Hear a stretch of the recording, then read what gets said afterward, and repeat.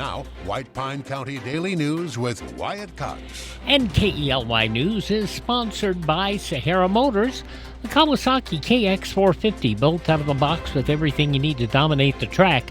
Check it out today at Sahara Motors and let the good times roll. We got up to 90 yesterday. Look for showers and thunderstorms today. And yes, I know we've been saying this, but the precipitation's been there. It just hadn't made it to the ground. But I think given the way things have worked the last few hours, we are seeing a cell just south of Lund that could bring us some precipitation. Look for today's high right now, scheduled to be about 89 degrees. White Pine County Sheriff's Office had a bunch of calls on Monday. Deputies responded to a suspicious former employee inside a convenience store and possible elder abuse of a county residents. Both investigations are ongoing. Officers also checked on an intoxicated person reportedly grinding rocks together in an unincorporated area of the county over concerns they could start a wildfire, but they found no problems. A social media stalking complaint referred to Las Vegas Metro Police because it involved another jurisdiction. Deputies also handled welfare checks, civil disputes, a lost wallet and keys, a parking complaint, and a trespassing call at a local convenience store where the individual was warned and left without further incident.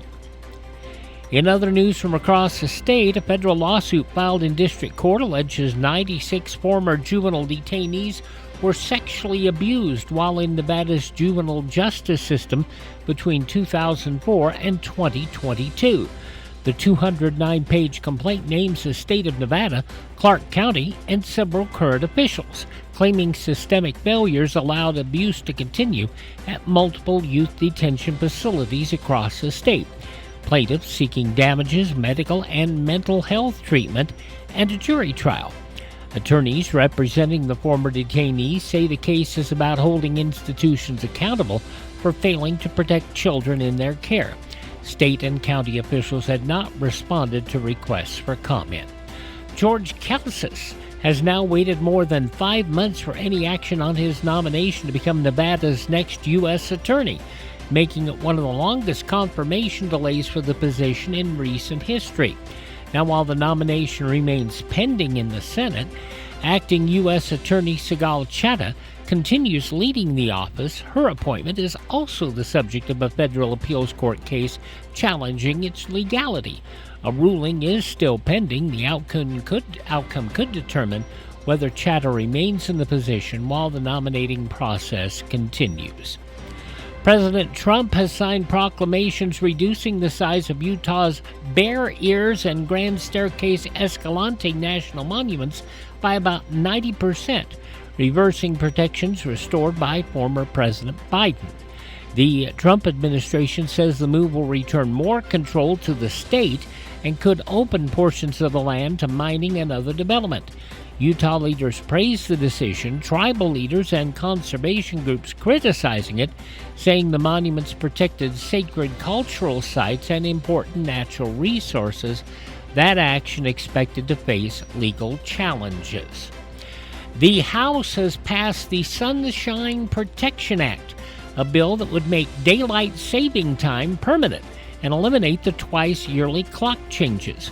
Congressman Mark Amodei voting in favor, saying the change would give Americans more evening daylight and improve the quality of life. However, the nation once tried year-round daylight saving time during the 1973 energy crisis.